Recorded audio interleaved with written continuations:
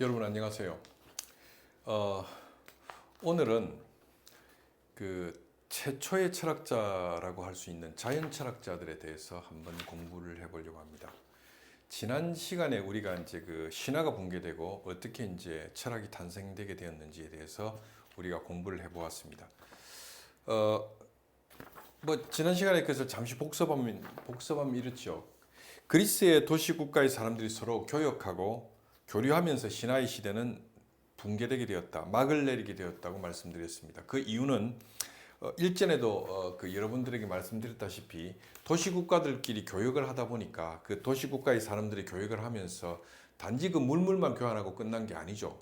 그들이 뭐 물건을 팔고 사고 하면서 같이 밥도 먹고 교제도 하고 차도 마시고 대화도 하고 그런 상황이 벌어지다 보니까 그 사람들끼리 이제 그 대화하는 과정에서 자신들이 자연현상을 설명하던 각 도시들의 그 신화들이 서로 일치하지 않고 다르다는 것을 그들이 알게 되었던 것이죠.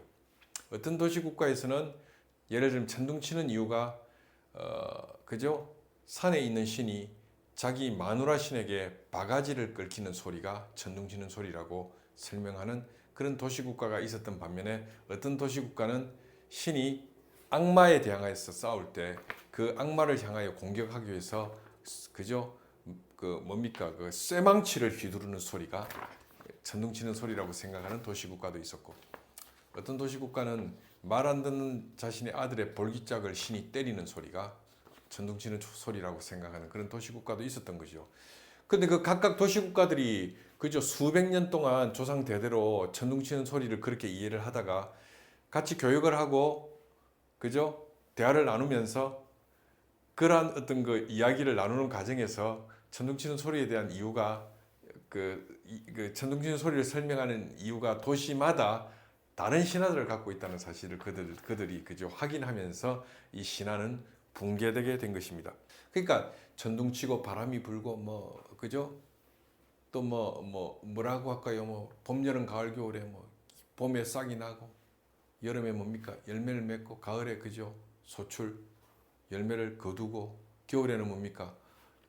가지들이 다 죽고 앙상한 가지가 되어버리는 이 삼라만성의 변화, 이런 것의 배후에 어떤 그것을 관장하는 신들이 있다는 그런 생각으로부터 사람들이 벗어나서 이 자연 현상, 이 자연의 변화와 이 현상들이 어떠한 이유와 원인에 의해서 발생하는지에 대하여 그저 철저히 뭡니까? 신화에 의존하지 않고 자연 현상들 자체를 주의 깊게 관찰함으로써 그 이유를 규명해야 된다고 생각하는 사람들이 등장하게 되었다는 말씀이죠.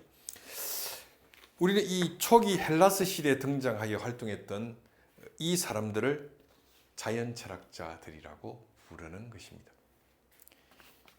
왜냐하면 자연현상을 자연을 관찰함으로써 그 이유와 원인을 규명하려고 했던 사람들이었기 때문에 이 사람들을 자연 철학자들이라고 불렀던 것이죠. 그래서 이 자연 철학이라는 것이 이제 형성되게 되었고, 이 자연 철학자들이야말로 그저 이 서양 철학사에 있어서 최초의 철학자들이었다고 할 수가 있습니다. 이 자연 철학자들에게 있어서 이 중요한 철학적 관심사는 만물의 근원 내지는 원리에 대한 질문이었습니다. 이 이제 사실 이걸 이제 그리스 말로는 아르케라고 하는데, 자연 철학자의 관심은 이 아르케에 있었던 것이죠. 아르케 이렇게 씁니다. 아르케에 있었던 것이죠. 이 아르케란 말은 이제 이제 뭐 우리말로 번역하면 근원, 원리 뭐 이런 뜻인데, 이게 이제 아르케를 이제 라틴 말로 이제 번역하면 프린시피움, 이 정도로 번역할 수 있죠. 프린시피움. 영어의 프린시플이 프린시피움에서 왔죠. 독일 말로는 이게 이제 원천 이런 뜻도 있고, 원리, 원천, 근원 이런 뜻에서 우어크벨레 뭐 이렇게 번역할 수도 있습니다. 그죠? 우어크벨레 이렇게 이제 번역할 수도 있는 것이죠. 그래서 이제 이 아르케에 대한 관심이야말로 이제 자연 철학자들이 그죠? 관심을 가졌던 최대의 철학적 관심사였다고 할 수가 있습니다. 그래서 이 자연 철학자들은 모든 자연 변화의 이면에 도사리고 있는 그 자연의 현상과 변화의 원리와 근원에 대해서, 그죠? 원리와 근원에 대해서 그죠? 관심을 가졌고, 그 원리와 근원이 무엇인지를 알고자 그죠? 그 철학적 관심사를 그죠? 그 치열하게 전개해 나갔던 사람들이 자연 철학자들이었다고 할 수가 있습니다. 그러니까 한마디로 말하면 자연 현상, 자연의 변화를 신화를 개입시키지 않고 철저히 자연 현상을 관찰해서 그 자연 현상의 배후에 있는 원리와 근원이 무엇인지를 발견하고 찾고자 했던 이러한 그죠? 철학적 관심사를 제기하고 전개해 나갔던 사람들이 자연 철학자들이었다고 할 수가 있습니다. 이 자연 철학과 관련하여 우리가 처음으로 중요했던 도시국가가 밀레토스였다고 할 수 있죠.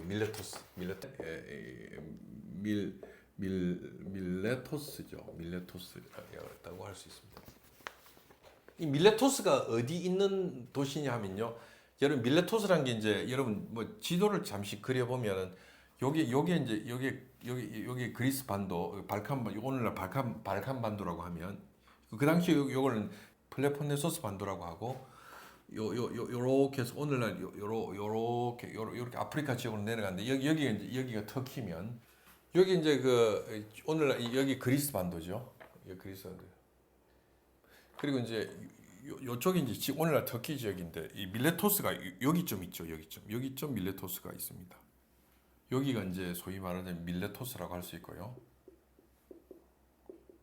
요 위에 이제 여기가 이제 요쯤 에페소가 있습니다. 에페소. 그래서 요 지역을 보통 이제 이오니아 지역이라고 그래요. 그 당시에. 요 밀레토스가 요쯤 있거든요. 요쯤 있는데. 그러니까 여기 보면 여러분 항구 도시라는 걸 알 수 있죠. 그러니까 여기가 이제 요쪽으로 넘어가면 이제 우리가 장화처럼 생긴 이제 이탈리아 반도가 나오고 이제 이 지역 배를 타고 이제 이쪽에서 그죠? 배를 타고 이제 이렇게 다 교역을 할 수 있는 지역이죠. 여기서도 이렇게 올 수가 있고 이런 지역이 이제 밀레토스가 있고 에베소인 거죠. 그러다 보니까 여기에서 이제 교역이라는 것이 발생하게 되는 거죠. 왜 항구 도시가 되다 보니까 여러 도시국가의 사람들이 여기 와서 이제 물건도 팔고 서로 교역도 하고 하면서 이제 여기서 이제 서로의 신화를 교환하는 가운데서 이제 신화가 붕괴되는 사태가 발생하다 보니까 이 밀레토스 지역에서 자연 철학이 처음으로 형성되어 나타납니다. 그래서 이 밀레토스에서 활동했던 이 자연 철학자들을 이 밀레토스 학파의 철학자들이라고 하고, 이 밀레토스 학파의 3대장이 있죠. 밀레토스 학파의 3대 철학자, 3대장이 있는데 그들이 누구냐면 탈레스, 아낙시멘드로스, 그 다음에 탈레스, 아낙시만드로스, 아낙시메네스, 이 세 사람이 밀레토스 학파의 3대장이라고 할 수 있습니다. 그래서 이 밀레토스 지역에서 이제 활동했던 세 명의 자연 철학자 탈레스, 아낙시만드로스, 아낙시메네스가 여기에서 이제 등장하게 되는 것입니다. 그랬을 때 이제 탈레스는 이 아르케를 뭐라고 보았는가 하면 이 만물의 근원, 원리, 이걸 뭐라고 봤는가 하면 탈레스는 물이라고 보았죠. 그래서 탈레스는 만물의 근원을 물이라고 봤던 것입니다. 탈레스는 밀레토스 학파 철학자 이 탈레스는 만물의 근원을 물로 본 거죠. 물로 보았던 거죠. 근데 왜 탈레스가 만물의 근원을 물로 보았는지에 대해서는 우리가 알 길은 없습니다. 알 수는 없죠. 왜냐하면 기록에 나와 있지 않죠. 탈레스가 만물의 근원을 물로 본 이유에 대해서 기록으로 남아 있지 않습니다. 이 탈레스가 만물의 근원을 물로 봤다는 것을 이 사실 자체를 기록으로 남긴 사람은 아리스토텔레스입니다. 아리스토텔레스가 이 탈레스가 만물의 근원 아르케를 물로 보았다고 이야기는 했지만 그래서 우리가 아리스토텔레스의 기록에 따라서 탈레스가 만물의 근원을 물로 보았다는 것을 우리가 지금 이제 기록상으로 전달받아서 우리가 이제 알고는 있는데, 왜 탈레스가 만물의 아르케를 물로 보았는지에 대해서는 우리가 알 길이 없죠. 예, 기록에 남아 있지 않고 그의 이유에 대해서는 문헌으로 남아 있지 않아서 그렇습니다.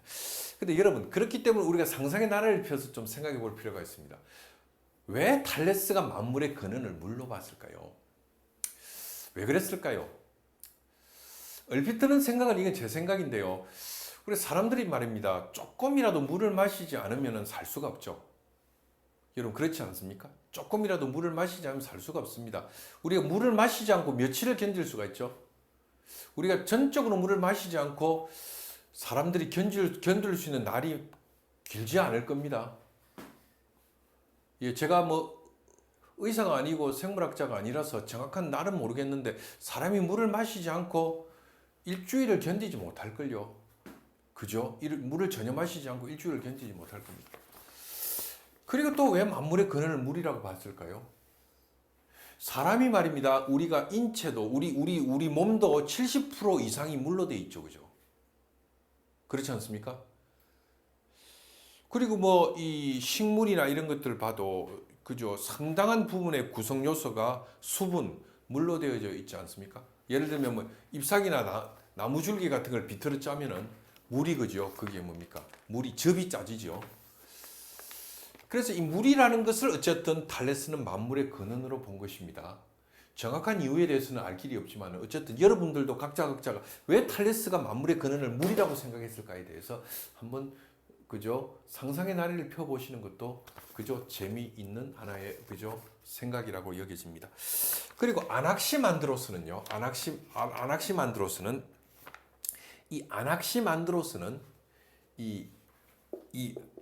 아낙시만드로스는요. 만물의 근원을 뭐라고 받는가 하면 아페이론이라고 받죠. 아페이론.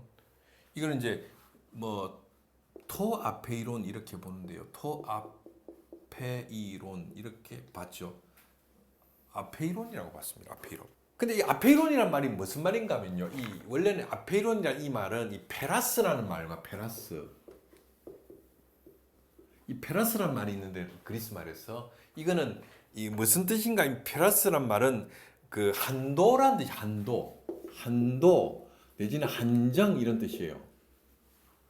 여기다가 앞에 이 부정적두 알파 프리바티바가 붙어서 이거는 아님 not 부정의 뜻이니까 한정이란 뜻의 페라스에 알파가 붙었으니까 한도가 없음. 그죠? 한정되지 않음이라는 의미가 되죠. 그래서 이 말은 라틴 말로 번역하면 인피니툼, 무한함 이런 뜻으로도 번역을 할 수 있는 말이 바로 아페이론이란 말이죠. 무한함, 그 한정되지 않음, 한도가 없음. 그래서 이제 라틴 말로는 이걸 뭐 의역하면 인피니툼 정도 번역되죠. 인피니툼. 예, 그 무한함 이런 의미로 번역될 수 있는 말이 바로 아페이론입니다. 그래서 이 아낙시만드로스는 이 만물의 아르케 근원 원리를 아페이론이라고 보았습니다. 예, 한정되지 않는 것, 한도가 없는 것으로 본 것이죠. 그래서 이 아낙시만드로스는 이 세계는 양적으로나 질적으로나 한정되지 않는 물질, 즉 아페이론으로부터 시작된다고 아낙시만드로스는 주장했던 것이죠.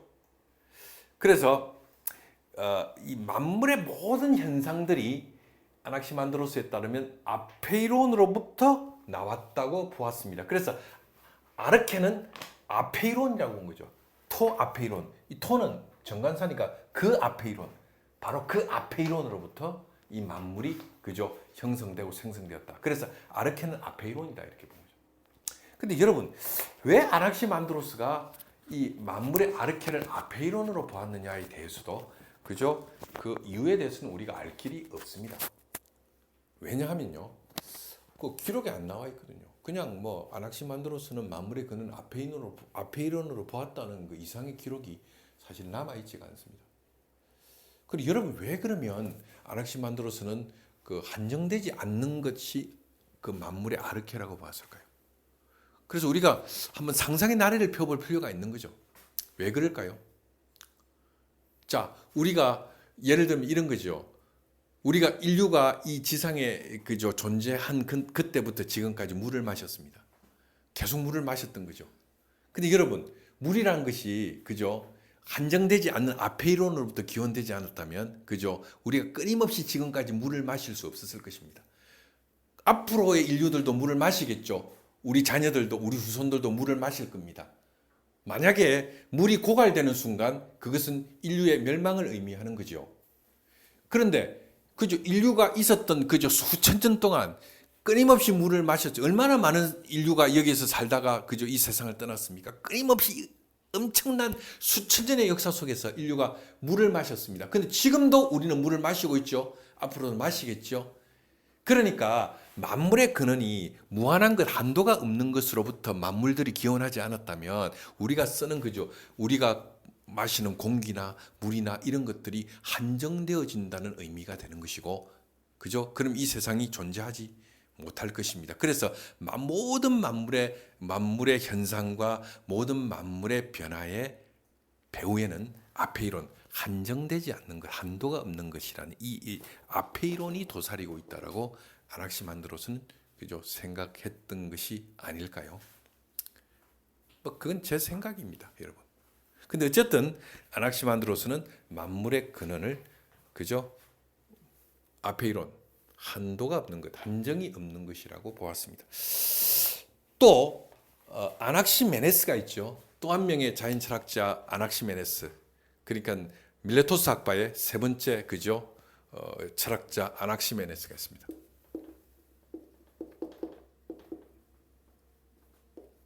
메네스가 있죠. 이 아낙시메네스는 만물의 아르케를 공기라고 봤습니다. 공기가 그 만물의 근원이고 원리라고 본 것이죠. 이 아낙시메네스는 왜 공기를 만물의 근원이라고 보았을까요? 만물의 원리 근원은 공기다. 왜 그렇게 보았을까요? 여러분 오늘 그 뭡니까 그 비가 많이 왔죠. 요즘은 이 열대야 기후가 있는 것 같아요. 장마라는 게 따로 없는 것 같습니다. 우리나라의 그 기후에는요. 요새 좀 이상 기후지요. 또 제가 또 이야기를 듣기는 어디죠? 그 독일에는 또 비가 또 홍수가 많이 와가지고 이게 지금 뭐 비가 너무 많이 와서 홍수가 져서 사람들이 뭐 죽고 이런 그 보도가 있는데 그것도 참 그 이상한 일이죠. 왜냐하면 그 유럽에서는 그 홍수란 게 없습니다. 그 짱대비 같은 걸 볼 수가 없거든요. 물론 여름 두 달을 제외하고는 유럽의 어떤 날씨라는 게 굉장히 흐리다고. 늘 그 흐린 날씨라는 말이죠. 그렇지만은 그래서 비가 또 좀 부슬부슬 오고 이런 건 있지만 짱대비가 내리고 이런 거는 없단 말이죠. 여름에 한 두 달 정도가 이제 쨍쨍하게 그죠 해가 나고 이렇습니다. 근데 이 시즌에 비가 짱대비가 왔다. 이것도 그 참 그 기이한 현상이죠. 유럽인들이 여름이 되면 왜 그 전부 다 그 옷을 벗고 일광욕을 하는지 아십니까, 여러분? 거의 1년 365, 12달 동안 쨍쨍하게 해가 나는 시즌, 계절이 요 여름에 잠깐 두 달 동안이거든요. 그래서 그 사람들이 유럽인들이 해를 받을 수 있는 저 기회가 잘 없습니다. 그래서 여름이 돼서 해가 나면 이제 막 옷을 벗고 일광욕도 하죠. 그 에프카카라는 지역도 있습니다. 그게 뭐냐면 나체촌이라고 우리나라 말 번역하는데 이게 이제 나체촌이라 번역하면 좀 야릇한 느낌을 받으시는 분들이 있겠지만 그런 개념이 아닙니다. 우리가 예를 들어 목욕탕에 갈 때 옷 벗고 들어가듯이 이 나체촌 지역은 목욕탕처럼 그런 에리어죠. 그 지역에는 다 옷을 벗고 들어가서 거기서 이제 일광욕도 하고 거기서 뭡니까 물놀이도 하고 하는 지역이 있는 거죠. 그러니까 자연에 있는 노천에 만들어진 뭐 목욕탕 같은 그런 개념이라고 하겠죠. 그래서 거기서 이제 그런 어떤 그 에리아가 정해지고 한여름 뭐 그동안 이 에프카카 나체촌을 운영하는 이유는 절대적으로 해를 받아야 되는 어떤 어떤 유럽의 악조건 때문에 그저 그러한 에리아가 형성되고 그런 풍습이 만들어진 것입니다. 왜냐하면 이제 이 해를 안 받으면 몸에서 이제 그 비타민 형성이 안 된대요. 비타민 E인가 뭐 이런 게 형성이 안 돼가지고 상당히 뭡니까 탄저병 같은 것도 생기고요. 그런 문제가 있다는 거죠. 그래서 이제 유럽인들은 그 해가 나는 한 두 달 동안은 뭐 이렇게 이제 일광욕을 하고 하는데 이게 뭐 이런 시즌에 뭐 짱대비가 오고 홍수가 나가지고 사람이 죽고 이랬다는 게 참 오늘 이게 이제 지구 온난화의 어떤 여러 가지 그죠 사태인 것 같습니다. 우리나라도 기후가 바뀌어서 지금 동남아의 아열대 기후의 어떤 기후의 어떤 특징을 보여주고 있는 것 같아요. 그러니까 우기가 따로 있는 게 아니로 홍수 장마 기간이 따로 있는 게 아니라 한 날 속에 그죠 우기가 들어와 있는 것 같습니다. 어쨌든 그런데 어쨌든 그 아낙시메네스는 만물의 아르켈 공기라고 봤고요. 이 공기가 연결되어진 것이 물이라고 본 겁니다. 이 공기가 연결되어서 이제 물이란 게 이제 만들어지고 비가 오고 뭐 이렇다고 이제 아낙시메네스는 그 이야기를 했던 거죠. 그래서 이 공기가 연결되어져서 이제 물이 된 것이다. 뭐 이런 이야기를 했는데요. 뭐 그런 이야기가 오늘날 이제 그 자연과학적 맥락에서 봤을 때 이게 정당한 이야기인지는 따져봐야 되겠죠. 아주 틀린 이야기는 아니겠지만 또 그죠 약점이 있는 이야기일 수 있습니다. 어쨌든 이 공기를 아낙시메네스는 그 아르케라고 주장했던 것입니다. 근데 이제 여기에서 이제 좀 재미있는 게 있어요. 이 아낙시메네스가 공기를 이제 아르케로 본 것은 구체적으로 이유가 뭘까를 좀 우리가 생각해 보면 이게 이제 뭐 아낙시메네스가 왜 공기를 내가 아르케로 보았는지에 대한 어떤 구체적인 설명은 남기고 있지 않아요. 이제 기록에 없는 거지. 그래서 우리가 좀 생각해 보면 왜 공기를 아낙시메네스가 만물의 근원 아르케라고 했을까? 그건 이제 우리가 좀 생각해 보면 제 생각으로는 한시라도 숨을 안 쉬고 살 수가 없잖아요. 모든 어떤 생명체가 호흡을 통해서 그 생명을 유지해 가지 않습니까? 그런 의미에서 이제 이 아르케를 공기라고 보지 않았을까라고 생각해 볼 수가 있는데 여러분들 뭐 다른 또 좋은 어떤 그 설명이 있으면 한번 설명해 보시는 것도 괜찮겠고 또 다른 또 좋은 설명이 있으면 댓글로 한번 남겨 주십시오. 그것도 좀 제가 좀 배우게요. 그리고 요거와 관계해서 이제 제가 한 가지 이제 재밌는 말씀을 좀 한 가지 드리면요. 이 공기라는 거, 이것이 이제 만물의 근원 내지는 생명의 근원이라고 보는 이런 사상은요. 그 그리스도교 교부들에게 이제 이게 수용이 된 사상입니다. 그 4세기에 정확하게 말하면 이제 325년가 325년가 380 그죠? 325년과 381년에 그 2차에 걸쳐서 형성되었던 그리스도교 신경 중에 신앙 고백 중에 신경 중에 니케아 콘스탄티노플 신경이라는 신경이 있습니다. 요거는 이제 우리가 이제 니체아 이걸 콘스탄티노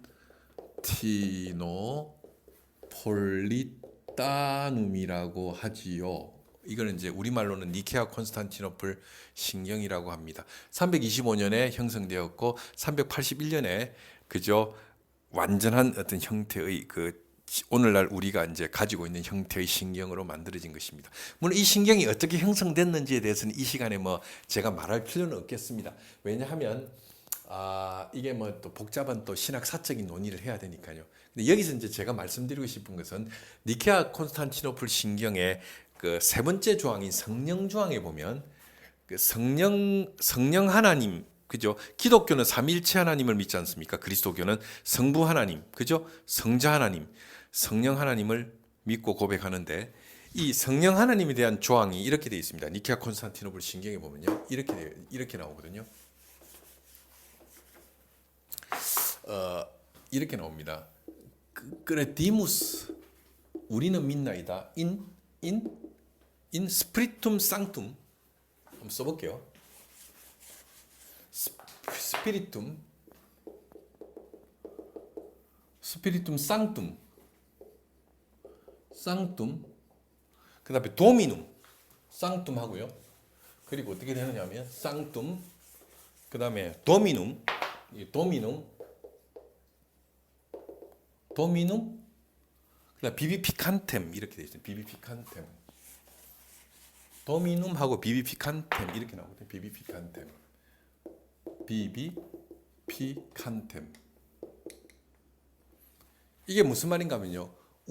거레디무스 우리는 in spiritum sanctum 성령을 믿습니다. 도미눔 주님이신 성령을 또 비비피칸템 생명을 주시는 분. 생명을 주시는 분. 다시 말하면 우리는 주님이시며 생명을 주시는 분이신 성령을 믿습니다라고 니케아 콘스탄티노플 신경에는 나오거든요. 여기서 비비피칸템 이 생명을 주시는 분 내지는 생명을 주는 것 내지 생명을 주시는 분 생명을 주는 분 이렇게 번역되는 이 비비피칸템이란 이 말이요. 이 표현이 바로 이 뭡니까? 아까 이야기했던 그 아낙시메네스가 공기를 부를 때 생명의 수여자라고 불렀던 거죠. 이 공기에 대한 다른 표현이죠. 이 생명의 수여자라는 게. 요게 이제 그 아낙시메네스의 그 프라그먼트에 보면 단편에 보면 이 공기를 생명의 수여자라고 부릅니다. 자, 그래서 이 공기를 생명의 수여자라고 이제 그 아낙시메네스가 불렀는데 그리스도교 교부 4세기의 교부들은 이 아낙시메네스의 비비피칸스라는 이 표현, 생명의 수여자 내지는 생명을 주는 분이라는 주는 것, 생명을 주는 것, 생명의 수여자라는 이 표현을 성령 하나님을 표현하는 하나의 표현으로서 차용해서 사용했던 거지요. 근데 여러분, 이 스피리투스 상투스, 이 성령이라는 이 표현 자체가 무슨 말인가 하면 거룩한 호흡, 거룩한 공기, 거룩한 입김이라는 뜻이거든요. 물론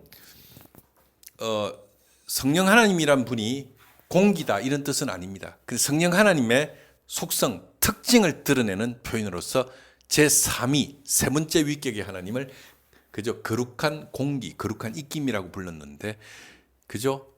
이 공기, 거룩한 입김이라고 부르는 이 성령님을 표현할 때 아낙시메네스가 공기를 표현하는 다른 표현은 생명을 수여하는 것 내지는 생명을 수여하는 분이라는 비비피칸스라는 이 표현을 교부들이 차용해서 사용했다는 사실입니다.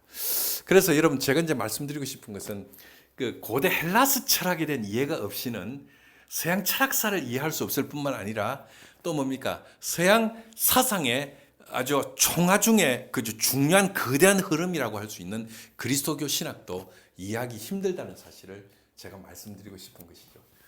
특히 그 그리스도교 신학의 중요한 토대와 근거를 마련했던 고대 교부들의 사상을 이해하려면 헬라스 철학에 대한 깊은 조예와 이해가 있어야 된다는 사실을 제가 여러분들에게 설명드리고 싶은 것입니다. 그래서 4세기에 그죠? 니케아 콘스탄티노플 신경을 작성했던 교부들은 이 성령님을 표현할 때 그 아낙시메네스의 이 공기라는 이 메타포로서 표현을 하면서 이 공기를 표현하는 다른 그죠?